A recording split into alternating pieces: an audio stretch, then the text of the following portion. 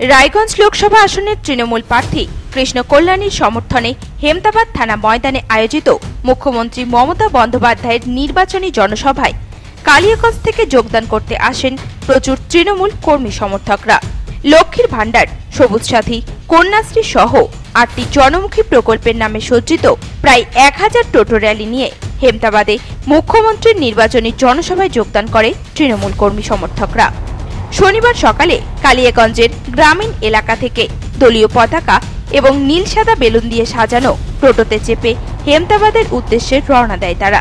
হেমতাবাদের উদ্দেশ্যে রওনা দেয় তৃণমূল কর্মীরা। এরপর র্যালি করে কালিয়াগঞ্জ থেকে হেমতাবাদে পৌঁছায় তারা। এদিন হেমতাবাদের প্রবেশ মুখ মদনপুর পুলিশ চেকপোস্টের সামনে দলীয় পতাকা হাতে এই টোটো র্যালিকে স্বাগত জানান ব্লক তৃণমূল সভাপতি নিতাই বৈশ্য। এই প্রসঙ্গে ব্লক তৃণমূল সভাপতি নিতাই বৈশ্য জানান,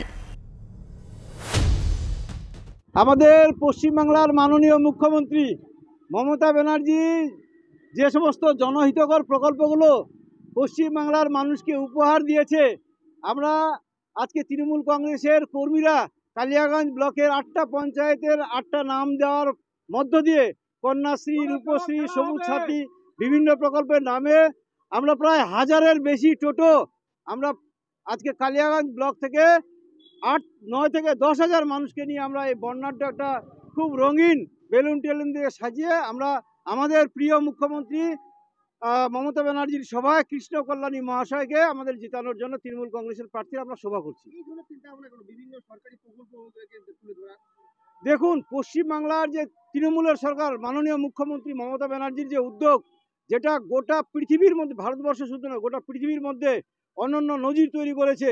এই যে মুখ্যমন্ত্রী যে চিন্তা ভাবনা, যে মানুষকে মানুষের সাথে পাশে থাকার যে পরিকল্পনা, সেগুলো যে বিভিন্ন প্রকল্পের মধ্য দিয়ে আমরা দেখেছি, সেগুলোই আমরা আজকে এই মুখ্যমন্ত্রীর সভার মধ্য দিয়ে তুলে ধরতে যাচ্ছি।